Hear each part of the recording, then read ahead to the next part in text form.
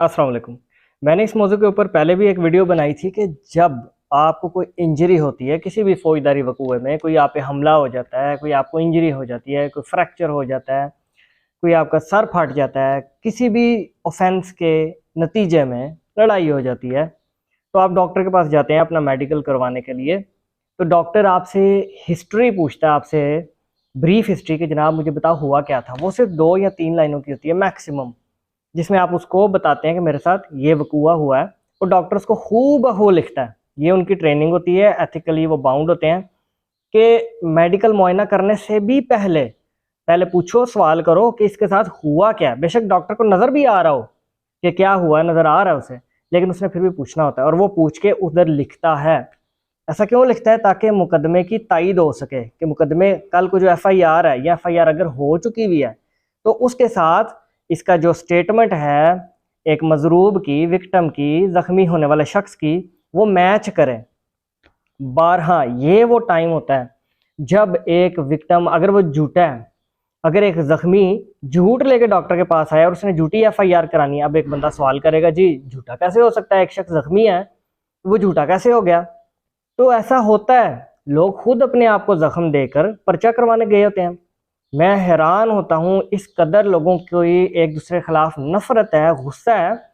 और पहले मुझे यकीन नहीं था आता, लेकिन जो जो प्रैक्टिकल लाइफ में आगे जाता गया, अब तो माशाल्लाह 8-10 साल हो गए हैं अपनी प्रैक्टिकल फील्ड में, लोग खुद अपने फ्रैक्चर कर लेते हैं, अंगूठे तोड़ लेते हैं, सर फाड़ लेते हैं और जाके पर्चा अगले पे करवाना चाहते हैं। बारहा मैंने ऐसे केसेस देखे हैं।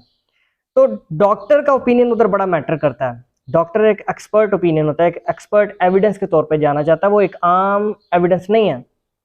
पोस्टमार्टम या जो MLR की होती है, मेडिकल लीगल सर्टिफिकेट, क्योंकि बंदा अगर जिंदा है तो ऑब्वियसली उसकी मेडिकल लीगल सर्टिफिकेट बनेगा, जिसे आप MLR या MLC भी कहते हैं, मेडिकल लीगल रिपोर्ट या मेडिकल लीगल सर्टिफिकेट। वहाँ डॉक्टर के पास एक कॉलम होता है जिसके अंदर वो लिखता है, एक आगे ब्लैंक दी होती है लेकिन सवाल उसके ऊपर ये लिखा होता है कि फैब्रिकेशन है या नहीं, यस या नो को टिक कर दो। इसका मतलब ये होता है कि सेल्फ इन्फ्लिक्शन तो नहीं, कि बंदे ने खुद तो नहीं तुम्हारे नज़दीक जख्म दिया हुआ, कि जख्म तो ये लेके आया है, लेकिन तुम क्या राय रखते हो कि ये जख्म खुद से अपने आप को दिया गया या लड़ाई के नतीजे में हुआ है? तो वहाँ पे डॉक्टर के पास ये होता है पॉइंट, और डॉक्टर इसको यूज़ करते हैं, उनकी ट्रेनिंग होती है कि पॉसिबिलिटी ऑफ फैब्रिकेशन को यस या नो का टिक करना है। तो मैंने देखे ऐसे मामलात में डॉक्टर जो है, अगर फैब्रिकेशन का उन्हें शक पड़ जाए कि झूठ का आंसर नजर आ जाए, तो वो कर देते हैं यस, कि वाकई हमें लगता है ये सेल्फ इन्फ्लिक्शन है, या वाकई हमें लगता है कि फैब्रिकेशन हुई भी है। हकायक थोड़े से मुख्तलिफ हैं। डॉक्टर एक एक्सपर्ट एविडेंस है, उसको पता चल जाता है भाई जो स्टोरी एक जख्मी आके मुझे बता रहा है, क्या ये मैच भी कर रही है उसके जख्म के साथ। मिसाल के तौर पे एक जख्मी आके डॉक्टर को कहता है कि जी मुझे पाइप से मारा गया, ठीक हो गया। जब डॉक्टर उसके जख्म का मुआयना करता है, बेशक वो सर पे लगा या किसी भी जिस्म के हिस्से में लगा, तो वो देखता है जनाब वो तो शार्प वेपन का है, ये तो पाइप का वो निशान ही नहीं बना हुआ, वो तो ब्लेड का कोई निशान लग रहा है, वो तो कोई छुरी का लग रहा है। डॉक्टर को उसी टाइम पता चल जाता है कि यहाँ पे घपला है, यहाँ पे झूठ है। अब डॉक्टर ने तो सजा देनी नहीं उसे कि भाई तुम झूठे हो, चलो भागो यहाँ से, या तुम्हें मैं जेल में डालूं। डॉक्टर ने ओपिनियन देनी होती है। डॉक्टर ने अपना ओपिनियन देके केस क्लोज, अपनी फाइल कंप्लीट करके जज के पास आगे रेफर कर देनी, चलान की सूरत में पुलिस इन्वेस्टिगेशन का वो हिस्सा बन जाती है। तो वहाँ पे डॉक्टर लिखता है फिर कि फैब्रिकेशन मुझे लग रही है या नहीं लग रही, और कल को ये सारी चीज़ें मुलजिम के हक में जाती हैं। और वो जो झूठा जख्मी केस लेके आगे आया होता है, चाहे वो मुद्दई की सूरत में है, वो खुद मुद्दई है केस का, चाहे मुद्दई कोई और है लेकिन वो जख्मी इसके अंदर बन के आया हुआ है, ये उसके खिलाफ जाती हैं। तो ये सारी चीज़ें जो होती हैं वकालत के अंदर काउंट करती हैं। वकला हज़रात यही चीज़ें काउंट करके, सिर्फ एक चीज़ नहीं देखी जाती, बहुत सारी चीज़ें मिलाकर फिर जज के सामने रखी जाती हैं कि ये चीज़ें हमारे मुलजिम के हक में जा रही हैं, तो इसको बरी किया जाए। केस जो है फैब्रिकेटेड है, झूठा है, बददियानती में बनाया गया है, कोई ऐसा जख्म नहीं हुआ, इसको जख्मी जो है शो कराया जा रहा है, हमने कोई इसको मारा पीटा नहीं।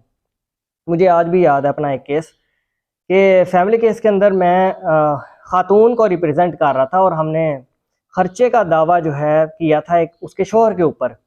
वो मारता था उस लड़की को, जुल्म ढाता था, घर से भी निकाल दिया हुआ था, बच्चे थे 3-4, और खर्च भी नहीं था देता। गरीब मस्कीन खातून थी। हमने जनाब उसके ऊपर खर्चे का दावा कर दिया आदमी के ऊपर। अब यहाँ पे जो लोग अदालतों से आशना हैं, जिनको तजर्बा है जाने आने का, जो वकला से इन टच रहे हैं, उनको पता है कि मर्डर के केस में तो इंसान बच सकता है, बरी हो सकता है, लेकिन जो खर्चे का केस है ना, उसमें आपकी छूट नहीं है। आपने खर्चा बच्चों का देना ही देना है। बीवी का तो डिसाइड होगा कि जी अगर वो ताबियादार है तो फिर मिलेगा, वरना नहीं उसे मिलेगा। बच्चों का हर सूरत आदमी ने खर्चा देना है। अब उस आदमी को पता था, उस शोहर को पता था कि जनाब मैं खर्चे से बच नहीं सकता। वो कोई हादसाती तौर पे, इत्तफाकिया तौर पे मोटरसाइकिल चलाते हुए गिरा। ये स्टोरी मुझे बाद में बड़े अथेंटिक जराए से मिली। वो बाहर कहीं मोटरसाइकिल से गिरा शोहर, उसकी हड्डी टूटी, फ्रैक्चर हुआ। तो उसने जनाब देखे इनका दिमाग, क्रिमिनल माइंड, लोगों का दिमाग कैसा काम करता है। वो जनाब चला गया उधर थाने, डॉक्टर के पास नहीं, थाने चला गया और जाके उसने लड़की के अब्बू के ऊपर पर्चा कटवा दिया।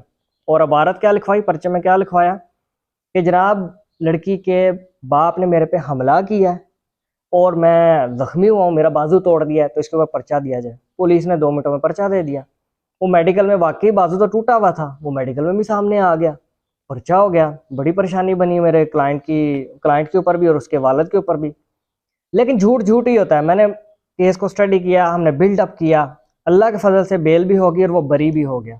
लेकिन यहाँ पे मैं मेंटेलिटी बता रहा हूँ, लोगों की साइकोलॉजी बता रहा हूँ कि सोसाइटी में किस कदर नफरत, किस कदर गुस्सा, बुग़्ज़, शैतानियत, दिमाग पॉजिटिव चीज़ों में ज़ोर लगाने के बजाय, चलने के बजाय हैवानियत की तरफ कितना चलता है। एक ये नॉर्मल इंसान नहीं सोच सकता कि जनाब मुझे जख्म आया तो मैं अपने दुश्मन पे ये डाल दूँ, पहले मैं अपना इलाज तो करा लूँ। एक नॉर्मल इंसान कहे कि मैं अपना इलाज करा लूँ, खुदा न खासा लेट किया तो कहीं बाजू ही ना काटना पड़ जाए।